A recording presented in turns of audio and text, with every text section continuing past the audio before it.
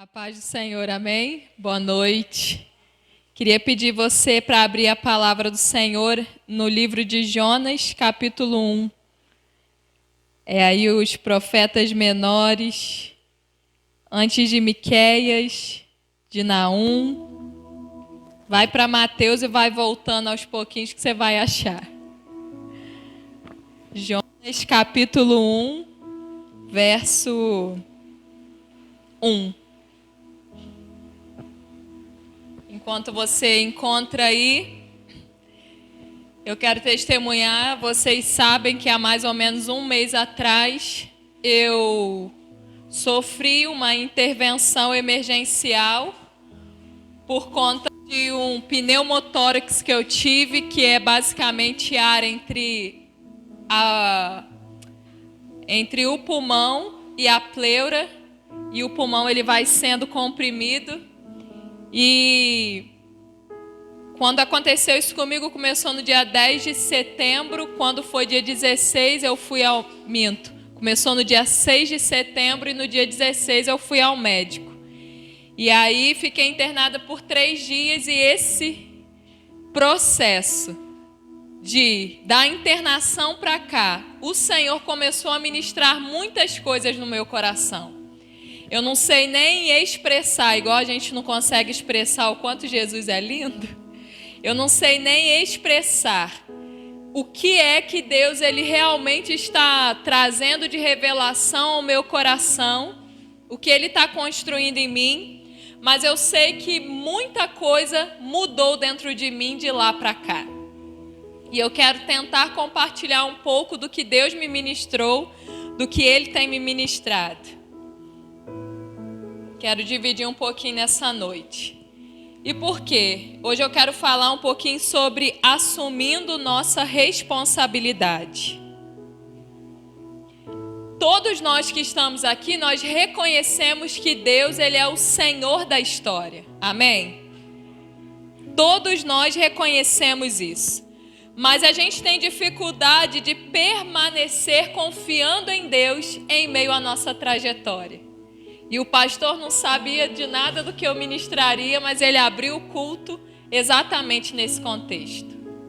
Nós sabemos que Deus é Senhor, mas temos dificuldade de confiar nele ao longo do caminho, porque a nossa alma sempre tenta prever e manipular a forma como Deus irá nos conduzir.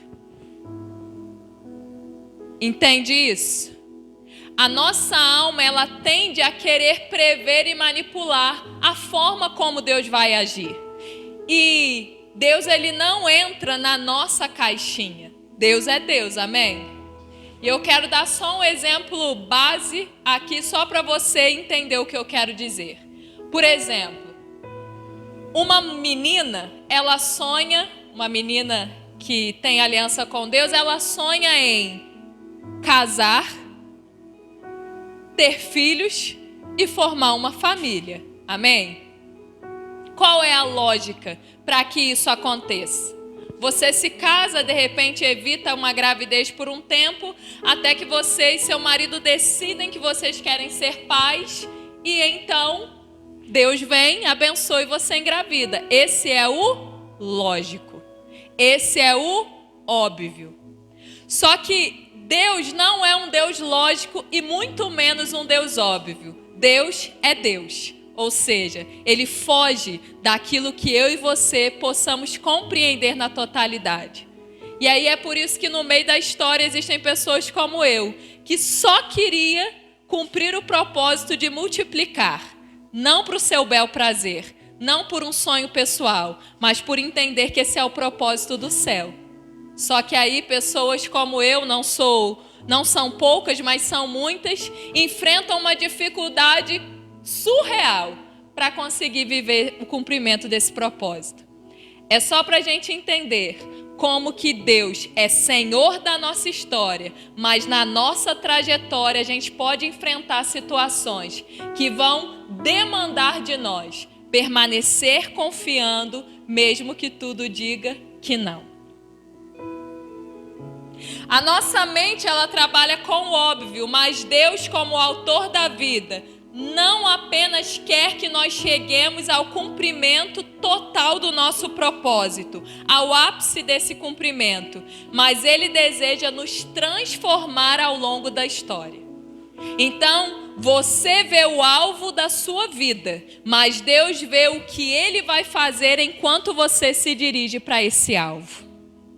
O propósito maior não se cumpre somente através de nós, mas principalmente em nós.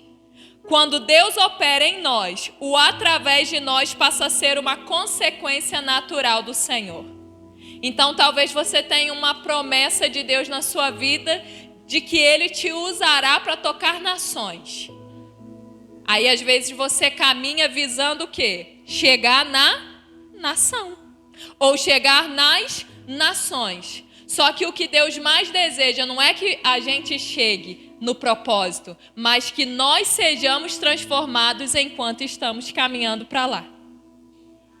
Porque se Deus nos transporta hoje, um exemplo nesse sentido, do Brasil para os Estados Unidos, por exemplo, para cumprir uma missão, se a gente não tiver transformado, essa missão vai se tornar numa tragédia, ao invés de se tornar numa bênção.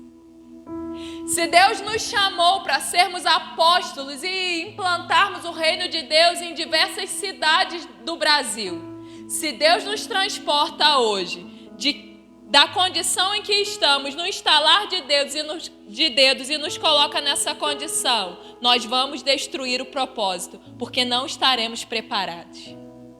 Se Deus toma hoje uma simples Catherine, que ainda precisa ser forjada em muitas coisas, e da noite para o dia, sem nenhum tratamento de Deus, faz dela mãe, talvez ela poderia ser uma assassina, ao invés de ser uma formadora de um caráter segundo o coração de Deus. O desejo de Deus é nos preparar para cumprir aquilo que Ele tem como propósito final na minha e na sua vida.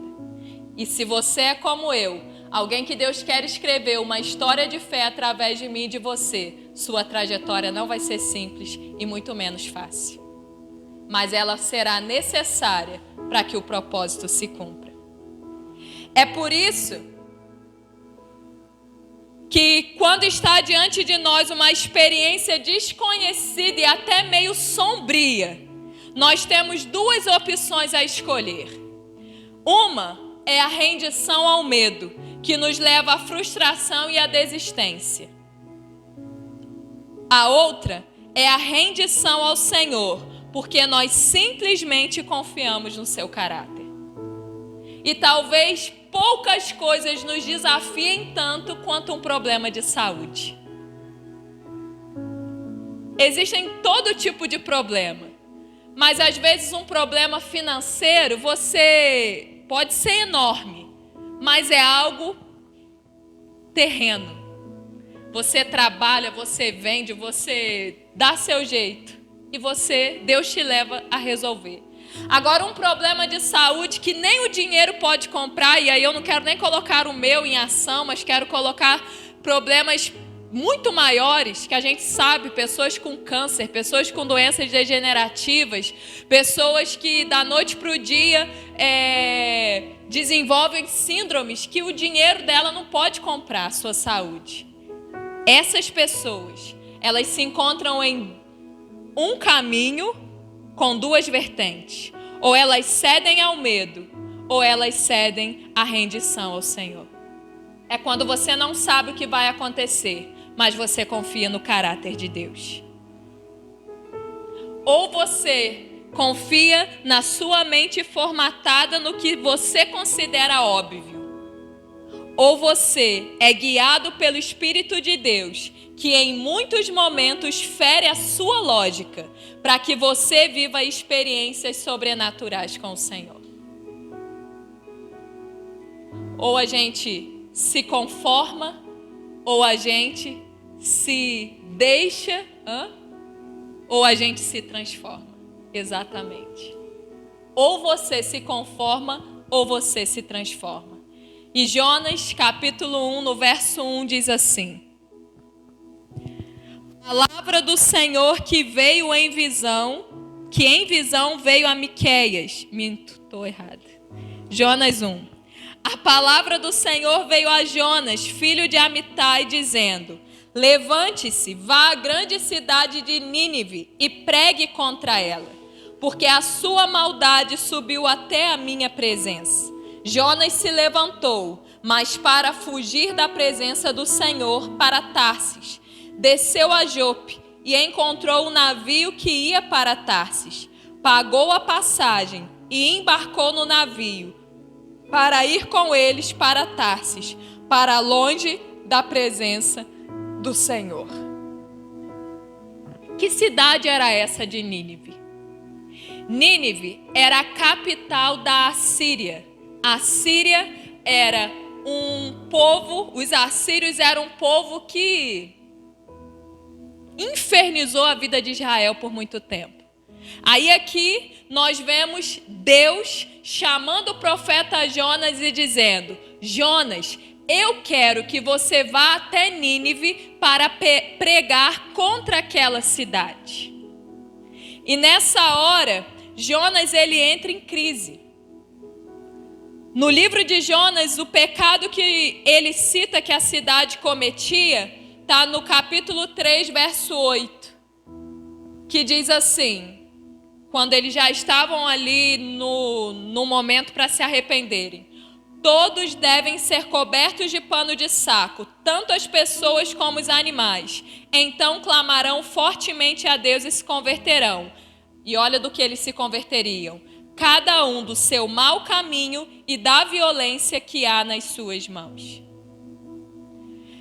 O único pecado que Jonas aqui descreve que eles cometiam, único entre aspas, é que eles andavam num mau caminho e eles viviam com uma violência nas suas mãos. Só que quando você vai para o livro do profeta Naum, que também profetizou contra a cidade de Nínive, ele detalha mais. E ele detalha dizendo que os pecados de Nínive era incredulidade, crueldade, roubo, prostituição, esoterismo, bruxaria, exploração comercial. E aí, Deus olhando para essa cidade com todo esse contexto pecaminoso, ele manda que Jonas vá lá para poder pregar contra ela.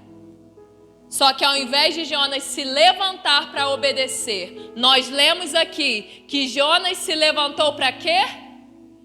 Para fugir do que Deus havia ordenado a fazer. Ele então entra no navio, paga a passagem, e se Nínive era para a direita, Jonas segue para Tarsis, que era a direção totalmente oposta. Ele agiu dessa forma porque ele não aceitava a possibilidade daquela cidade ser perdoada pelo Senhor. Você já desviou de caminho, de direção, porque você estava vendo que Deus iria liberar perdão sobre alguém que você considera digno de punição, só para não ver essa pessoa perdoada? Você já viu Deus movendo circunstâncias para que você se reconciliasse com alguém que você tem problema de relacionamento?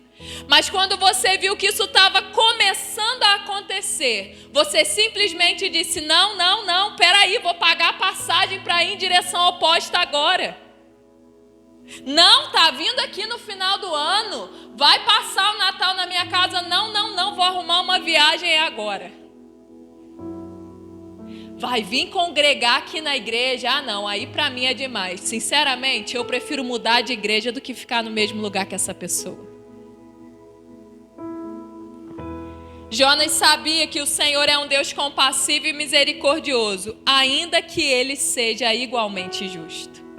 Quando a gente vê a expressão: Jonas, eu quero que você vá pregar contra Nínive, a impressão que dá é o quê? Deus quer acabar com esse povo. Verdade ou mentira? Mas na verdade, o pregar contra Nínive significava que Deus queria despertar aquele povo a um arrependimento que iria atrair o perdão de Deus sobre eles.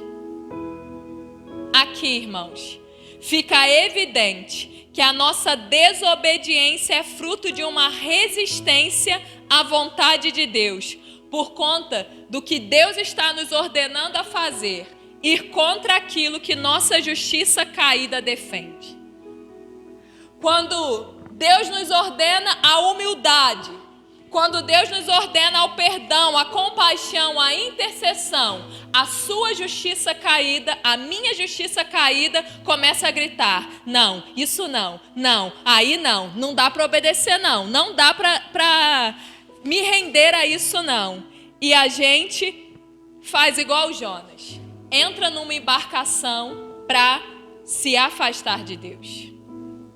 Só que quando Jonas, ele está naquela embarcação, a Bíblia diz que Deus enviou uma grande tempestade, ao ponto de parecer que aquele navio ia se despedaçar. E os marinheiros, eles começaram cada um a clamar pelo seu Deus de letra minúscula. Se a florzinha era um Deus para um marinheiro, ele estava pedindo a florzinha. Se o copo era um Deus para o outro, ele estava pedindo o copo. E estava todo mundo desesperado, porque aquela embarcação iria afundar. Até que, no meio daquele desespero, a Bíblia diz que eles começam a lançar as cargas no mar. Não, a gente tem que deixar essa embarcação mais leve, joga a carga daqui, joga a carga de lá. E nada da tempestade passar. Até que no meio a todo esse desespero, eles encontram Jonas naquela embarcação. E adivinha onde que Jonas estava? No porão do navio. E adivinha o que Jonas estava fazendo? Dormindo profundamente. No meio de uma tempestade que o barco ia afundar, Jonas ele teve a capacidade de dormir profundamente. Aí talvez você se pergunte assim, mas como que ele conseguiu dormir em meio a uma tempestade em alto mar? E a resposta é simples. Todas as vezes que nós saímos da rota que o Senhor determinou para nós, é assim que nós nos encontramos em um sono profundo. Se Deus nos dá uma direção e a gente segue em direção oposta, fatalmente a gente vai cair num sono profundo. Sabe aquela pessoa que o mundo está desabando sobre a cabeça dela? Na vida espiritual, familiar, financeira, na saúde, nas finanças, tudo vai mal, mas a pessoa não percebe.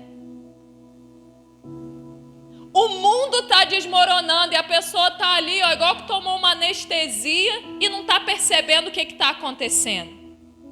É porque essa pessoa, ela está num sono profundo, maligno, que a deixa como que entorpecida. Por isso fala aí para quem está do seu lado, saia hoje desse entorpecimento. Acorda. Irmãos, Deus usou aqueles marinheiros que nem conheciam ao único Deus verdadeiro, para que eles fossem os despertadores da vida de Jonas. E então, eles disseram assim para Jonas: o que está acontecendo com você? Cara, o que está acontecendo? Porque deve estar acontecendo algo muito terrível. Porque para você estar dormindo em meio a essa tempestade, você está muito fora da rotação. Você está em que mundo? Você já ouviu isso de alguém? Acorda, Flávio. O que está acontecendo com você? Acorda, Mateus. Você não está percebendo, não? Você não está percebendo que a sua família está perecendo? Você não está percebendo que a sua saúde está sendo destruída? Você não está percebendo que o diabo está roubando tudo de você? Acorda!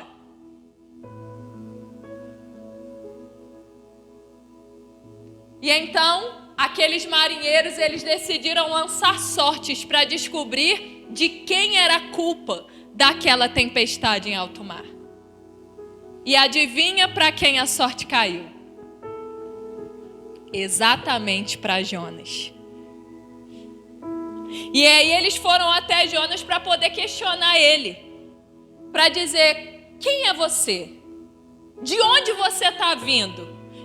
A qual povo você pertence? Porque nós tiramos sorte, e a sorte diz que a culpa dessa tempestade é sua.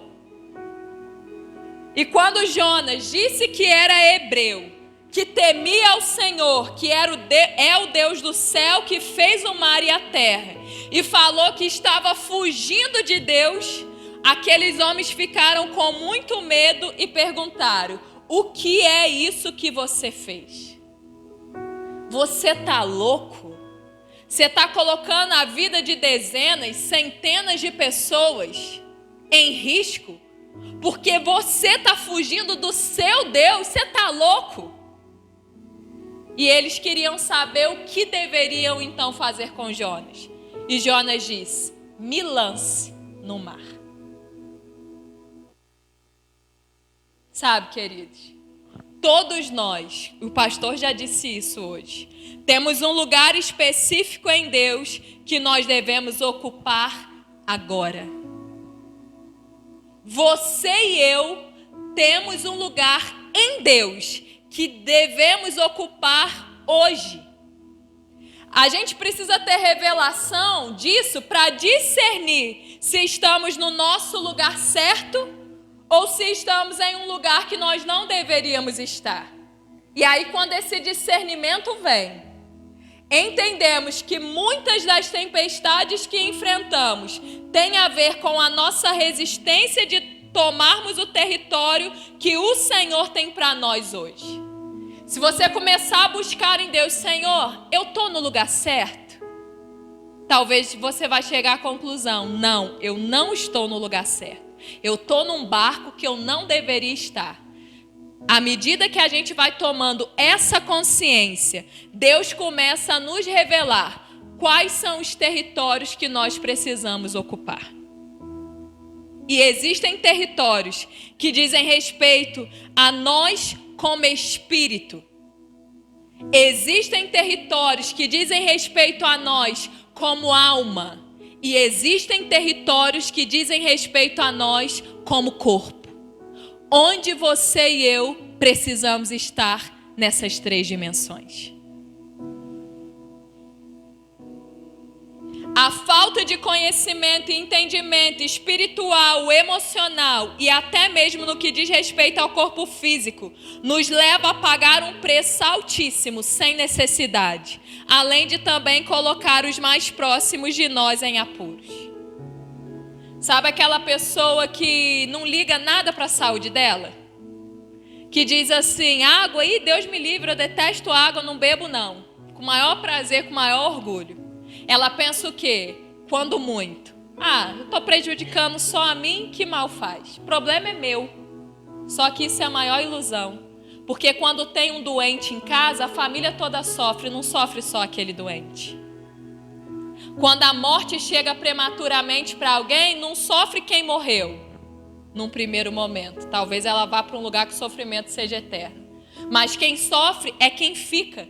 Porque aquele homem ou aquela mulher talvez poderia viver até os 80, mas morreu com 40. Por quê? Por falta de consciência.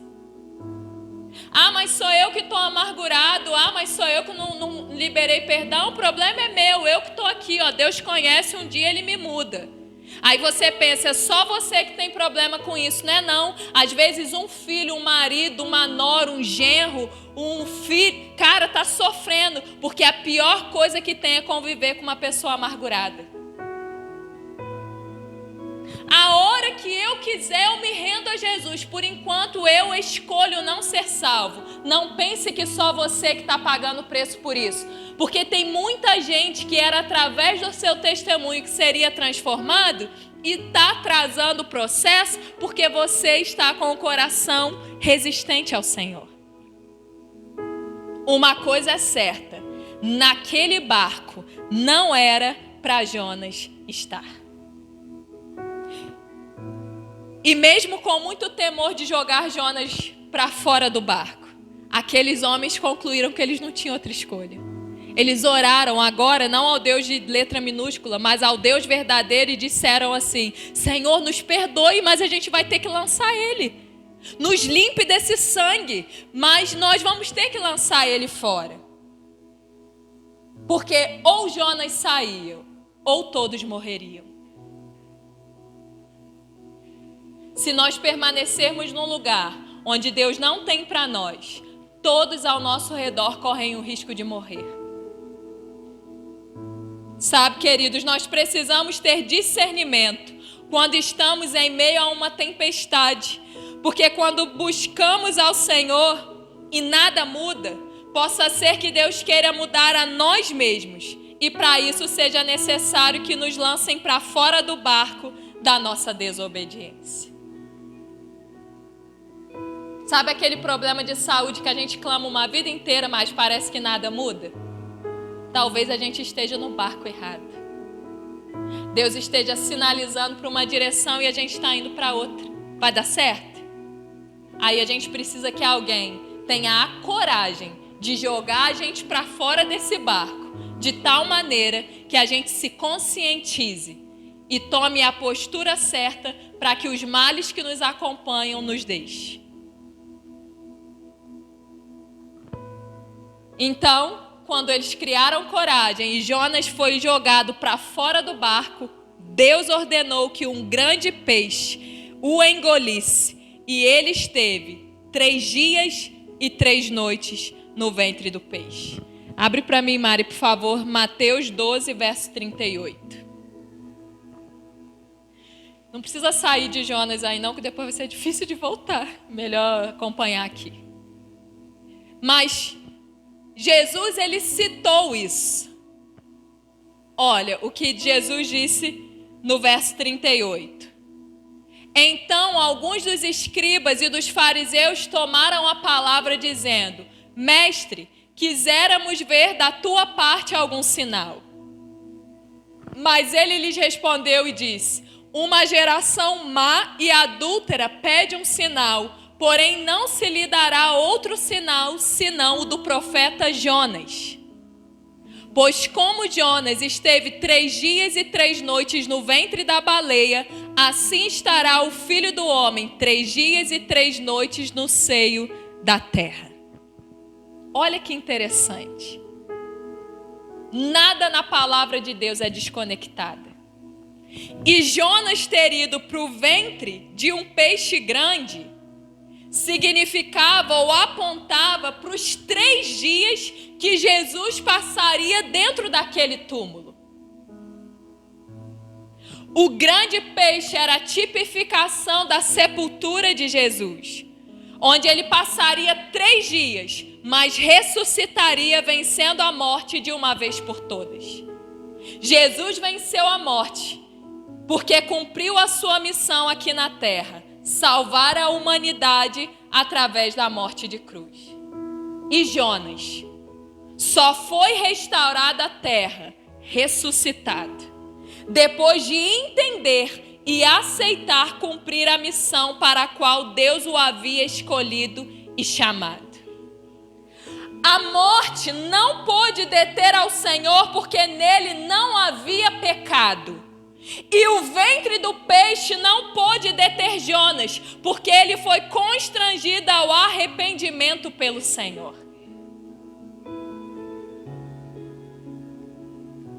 Se quisermos sair do ventre do peixe para sermos restaurados à vida que Cristo tem para nós, precisaremos nos arrepender de todas as vezes que fugimos da presença do Senhor, ou tentamos fugir, ao invés de irmos ao seu encontro para obedecê-la.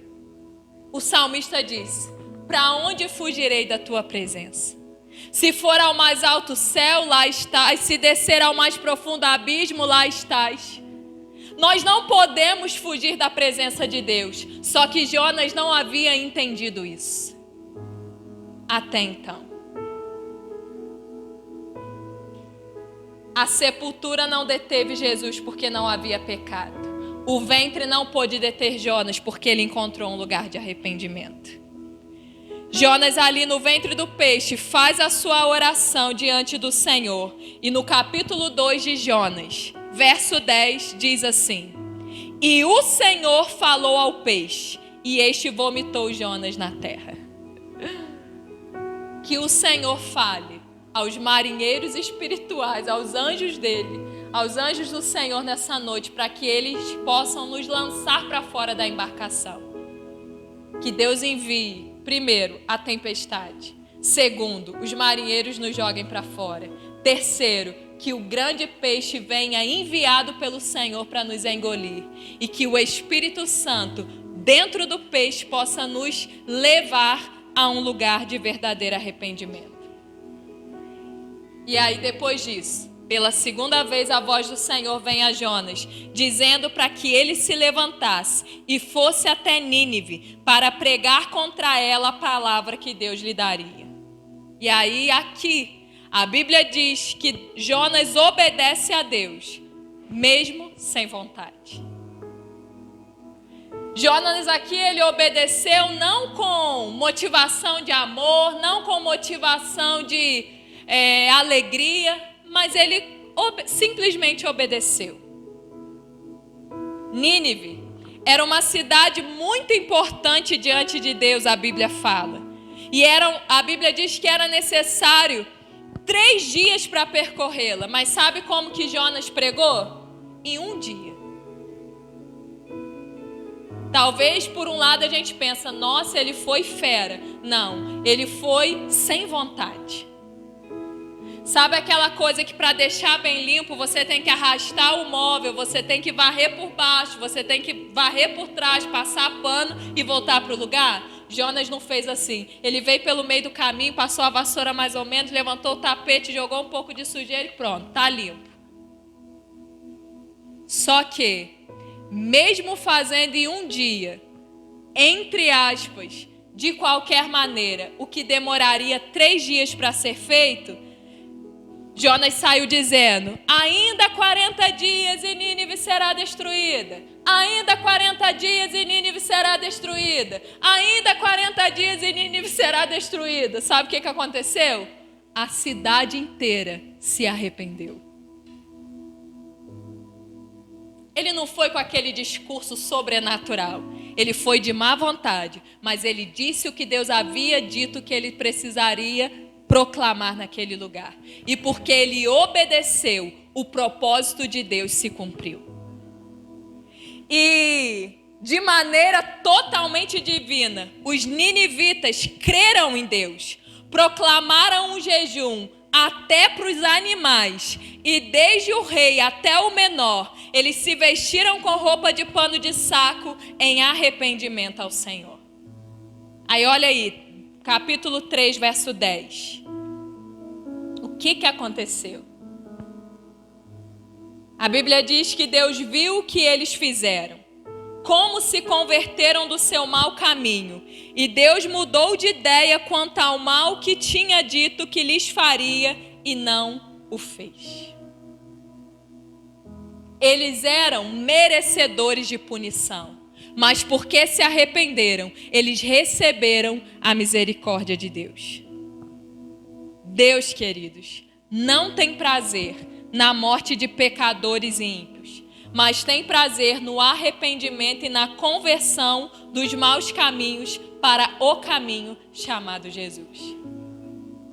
Tudo que Deus quer é que o pior pecador que vier à sua cabeça se arrependa dos seus maus caminhos e se lance para andar no caminho. Por isso, não fique se julgando indigno. Eu não mereço. Eu não sou digna. Não, eu mereço o inferno. Não fique se julgando indigno de arrependimento. Ou ainda julgando o outro, dizendo que o outro não merece. Esse daí, essa daí não merece perdão, não. Não é possível. Não faça isso, porque na verdade, merecer ninguém merece. Mas a graça é a expressão do amor que não éramos dignos de receber, mas por Jesus recebemos. Então, se nós recebemos, os outros também podem receber. Aí você pensa assim, não, depois de tudo isso, com certeza Jonas ficou assim aliviado. Ufa, cumpri o que eu tinha que cumprir. Só que não. A Bíblia diz que Jonas ficou muito aborrecido e com raiva. Como assim? Depois de tudo que ele passou, ele ficou aborrecido e com raiva porque o povo aceitou a mensagem dele? Capítulo 4, verso 2. Olha a oração que Jonas fez. Ah, Senhor, não foi isso que eu disse, estando ainda na minha terra? Por isso me adiantei fugindo para Tarsis, pois sabia que tu és Deus bondoso e compassivo, tardio em irar-se, grande em misericórdia, e que mudas de ideia quanto ao mal que anunciaste. E Deus vira para Jonas e diz assim: Jonas, tem razão essa sua raiva? Você tem razão em estar sentindo raiva por isso? E aí Jonas então se levanta, vai para um lugar a leste de Nínive, arma uma tenda, se assenta na sombra para ver o que iria acontecer com a cidade. Tipo assim, se arrependeram? Vou sentar aqui. Não é possível. Vou sentar aqui para ver o que vai acontecer com esse povo. E aí o nosso Deus, tão maravilhoso e didático em nos ensinar verdades eternas, sabe o que ele fez? No lugarzinho em que Jonas estava ali, descansando, Deus fez nascer de repente uma planta por cima de Jonas, a fim de oferecer mais sombra e conforto à sua cabeça, livrando-o do calor excessivo. Olha que Deus bondoso. Jonas não era bobo nem nada. Quando isso aconteceu, a Bíblia diz que ele ficou bastante alegre por causa daquela planta. Obrigada, ai que delícia, nossa, eu mereço mesmo essa sombra por essa planta. Mas só que no dia seguinte, ao amanhecer, Deus enviou uma espécie de lagarta que atacou a planta, que sendo frágil, secou. Olha o verso 8 do capítulo 4. Quando o sol nasceu, Deus fez soprar um vento leste muito quente. O sol bateu na cabeça de Jonas de maneira que ele quase desmaiou. Então pediu para morrer, dizendo: para mim é melhor morrer do que viver. E mais uma vez Deus disse para ele: Jonas, você acha que tem algum motivo para você estar tão furioso com essa planta? E Jonas respondeu: sim, tenho, e estou irado ao ponto de preferir a morte. Eu te pergunto, o que você responderia para Jonas nessa hora? Se você for tão pecador como eu, você responderia assim: então morra, Jonas. Mas morre agora, que eu já perdi a minha paciência com você. Não é não? Só que o propósito de Deus nunca é nos condenar, mas nos ensinar, para que sejamos salvos da ignorância do nosso coração. E no verso 10, Deus diz assim para Jonas: você tem compaixão da planta que não lhe custou nenhum trabalho. Você não a fez crescer. Numa noite ela nasceu e na noite seguinte desapareceu. E você não acha que eu deveria ter muito mais compaixão da grande cidade de Nínive, em que há mais de 120.000 pessoas que não sabem distinguir entre a mão direita e a mão esquerda, e também muitos animais? E exatamente aqui o livro de Jonas acaba. Deus nos ensinando que a misericórdia triunfa sobre o juízo.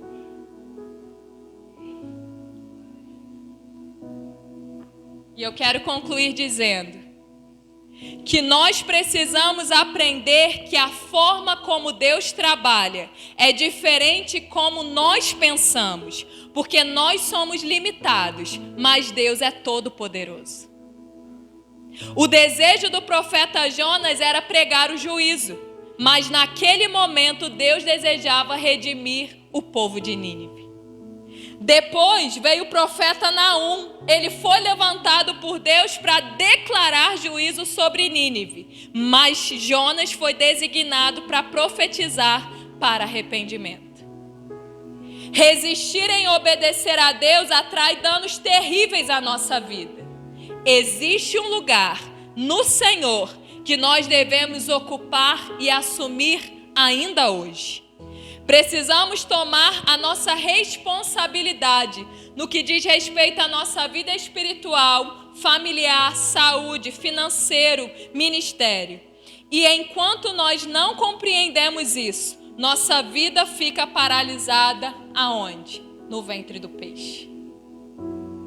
Mas ainda que em alguns momentos o ventre do peixe seja necessário, esse não deve ser um lugar eterno, mas apenas um lugar de passagem para nos levar ao arrependimento. Você e eu precisamos sair do ventre do peixe com a disposição de obedecer ao Senhor. Mas de que maneira? Muito melhor do que Jonas. Nós precisamos deixar-nos ser ensinados pelo Senhor de que não basta obedecermos, devemos obedecer motivados pelo amor. Assim como Nínive, naquele momento alcançou a misericórdia do Senhor, que nós sejamos instrumentos para que as Nínives da nossa vida também encontrem esse lugar de arrependimento e redenção. Talvez a tempestade e o ventre do peixe para você hoje seja uma frieza espiritual, um desânimo que não tem te deixado orar, não tem te deixado meditar na palavra, jejuar, adorar. Talvez a tempestade ou o ventre do peixe hoje na sua vida seja um problema na família, uma tristeza profunda na alma, ou até um problema de saúde ou financeiro. Não importa o que seja, mas saia do barco da desobediência hoje. Renda-se à sua missão no ventre do peixe e vá para o lugar que Deus ordenou para que você esteja. Tempestade e vômito são ambientes que contribuem para te levar para o centro da vontade de Deus, mas não são ambientes para você habitar. Deus não te criou para habitar em meio à tempestade e nem em meio a vômito. Muitas vezes, o lugar que estamos se torna desconfortável para que nós sejamos despertados e venhamos a perceber que esse não é o nosso lugar. Está desconfortável a sua vida espiritual? É porque esse não é o seu lugar. Está desconfortável lá na sua casa, quando seu marido chega em casa, quando a sua esposa chega, acorda, fica desconfortável? É porque em meio à sua família você não está ocupando o seu lugar. Está desconfortável no seu ministério? Você está se sentindo meio que sem propósito? É porque no seu ministério você não está ocupando o seu devido lugar. Está desconfortável nas suas finanças, na sua saúde, está difícil, está ruim demais. É porque você não assumiu o seu lugar no que diz respeito à vida financeira, no seu trabalho, nos seus estudos, na sua profissão. Deus, Ele quer que nós venhamos a assumir a nossa responsabilidade. Porque Deus não está à procura de culpados. Por isso, você e eu também não podemos estar. Deus está à procura de responsáveis. E quando um responsável desperta, ele muda no espírito, na alma e no corpo. Você pode se colocar de pé como um responsável diante do Senhor nessa noite? Deus deseja que nós venhamos a assumir a nossa responsabilidade. Talvez você diga assim, mas eu não sei como eu vou assumir isso. Eu não tenho noção por onde eu vou começar, como assumir a responsabilidade nessa área da minha vida. A resposta está no conhecimento e no entendimento da palavra do Senhor. Aqui está a resposta para todas as áreas da minha e da sua vida. Você pode fechar os teus olhos e deixar o Espírito Santo começar a sondar você. Deixe que o Espírito Santo comece a sondar o mais profundo do seu coração. E que se permita a observar em que lugar você está. Você está dormindo lá dentro do navio? Será que a tempestade que você esteja sofrendo nesse tempo tem a ver com a sua responsabilidade em estar num barco que não deveria de estar? Comece a pedir ao Espírito Santo para que Ele lance você para fora desse barco que não lhe cabe. À medida que você for identificando esse lugar que não é seu, esse ambiente que não é seu, e que você for lançado e você se vê sendo engolido agora por um peixe grande. Talvez você já foi lançado para fora do barco há um tempo, mas esses 3 dias e 3 noites para você está se multiplicando, porque você ainda não entendeu que precisa entrar num lugar de arrependimento.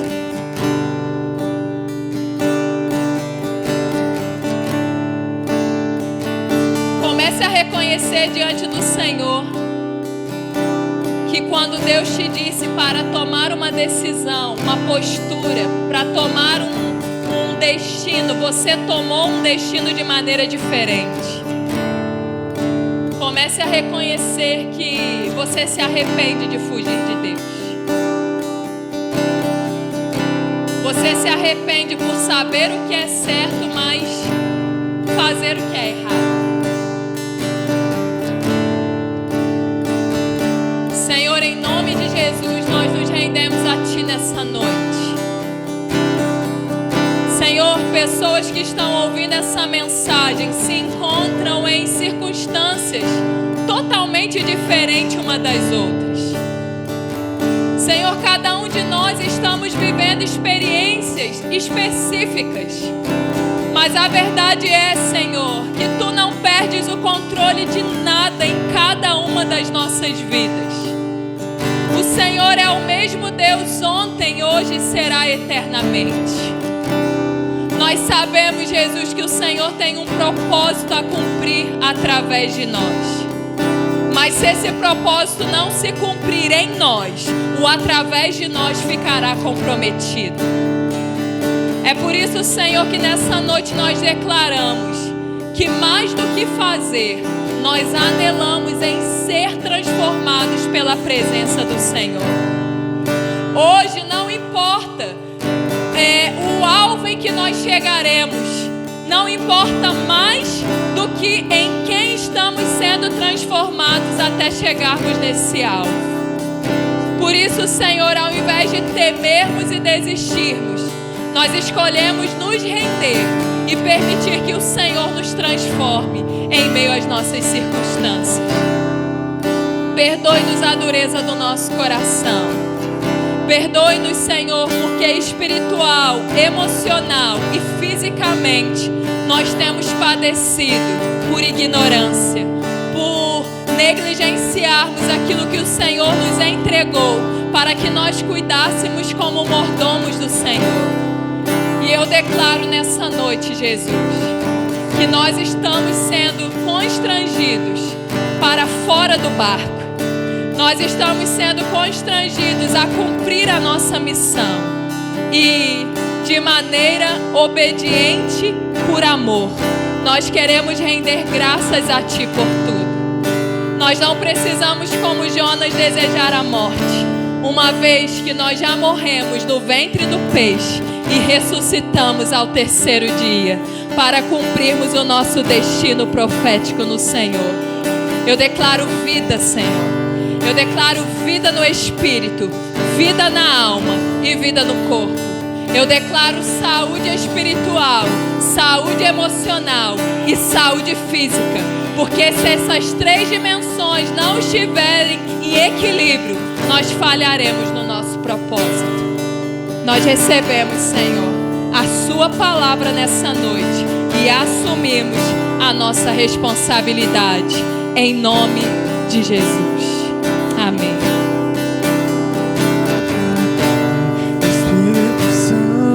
Espírito Santo, tens liberdade aqui. Espírito de Deus, tens liberdade aqui. Espírito Santo, Espírito Santo, eu sou sua casa, sua morada, eu sou seu lar. Mude as coisas de lugar, eu sou sua casa, sua morada, eu sou seu lar. Mude as coisas de lugar.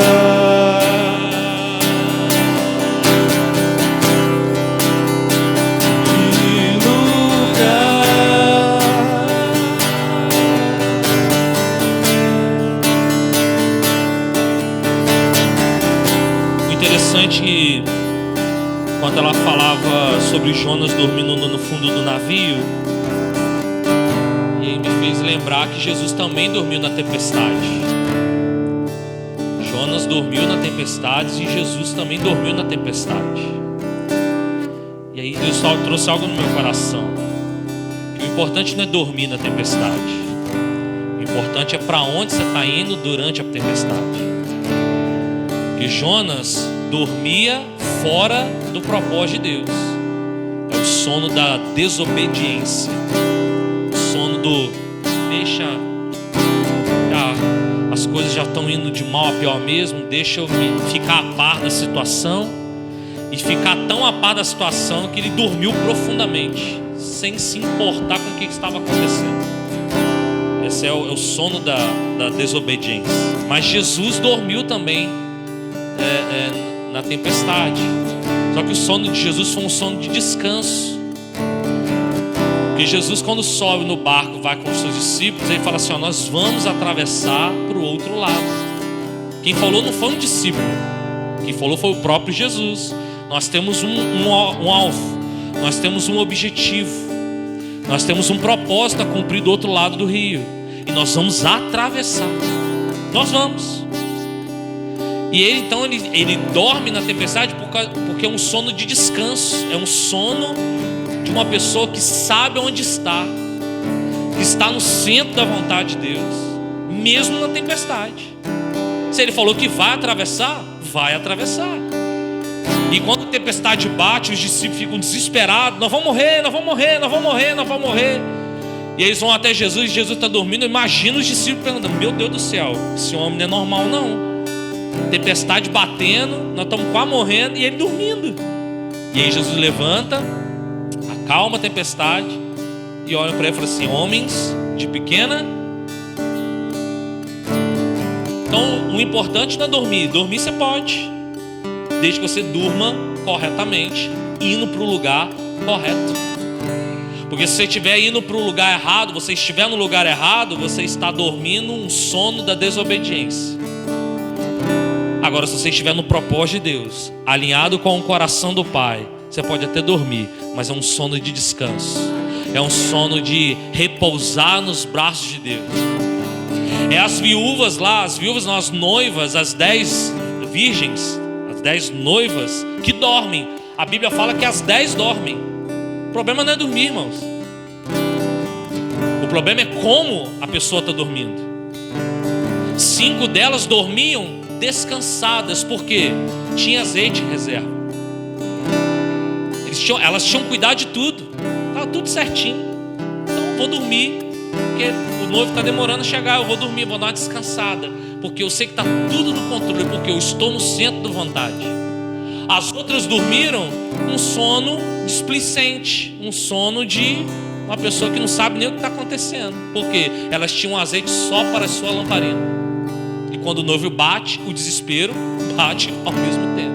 Não temos azeite, quer dizer, antes do noivo bater, né?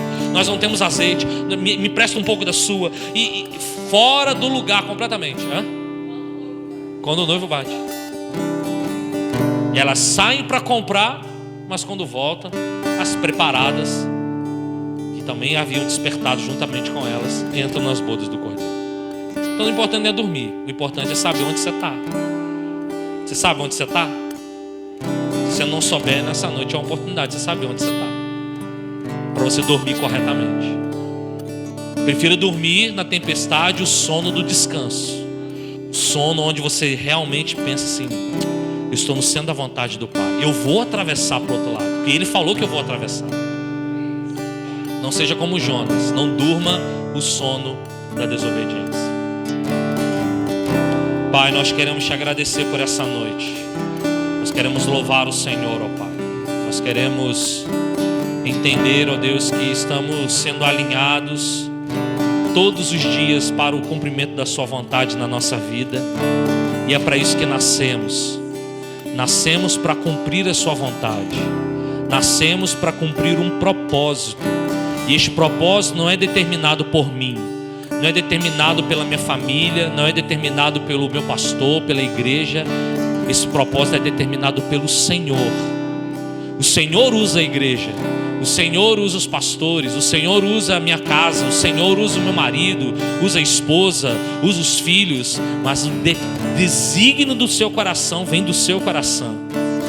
Pai, por isso nessa noite, ó Pai, em nome de Jesus, determina os limites do nosso coração, para que possamos, ó Pai, alcançar o centro da sua vontade e possamos dormir, mas um sono de descanso, um sono de repouso, um sono de certeza de que o Senhor está conosco em meio à tempestade.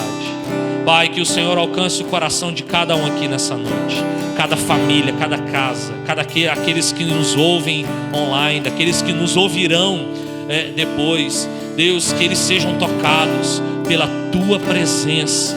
É a Tua presença, porque somos Tua casa, nós somos morada do Senhor. O Senhor tem liberdade no nosso coração e nós queremos dar essa liberdade a Ti, Deus. Pai, por isso nessa noite alcança o nosso coração, alcança a nossa mente, Deus. Destrava a nossa mente espiritual, destrava a nossa percepção espiritual, discernimento, nos dê discernimento, ó Pai, para entendermos em que tempestade estamos, em que navio estamos, em que tipo de sono nós estamos tendo. Pai, que o Senhor derrame Sua presença sobre nós, sobre as nossas vidas, ó Pai, no nome de Jesus Cristo. O Teu perdão é completo. O Teu perdão é completo, Ele sara minha alma, Ele sara minha alma. O Teu perdão é completo, o Teu perdão é completo, Ele sara minha alma, Ele sara minha alma. O Teu perdão é completo, o Teu perdão é completo, Ele sara minha alma, Ele sara.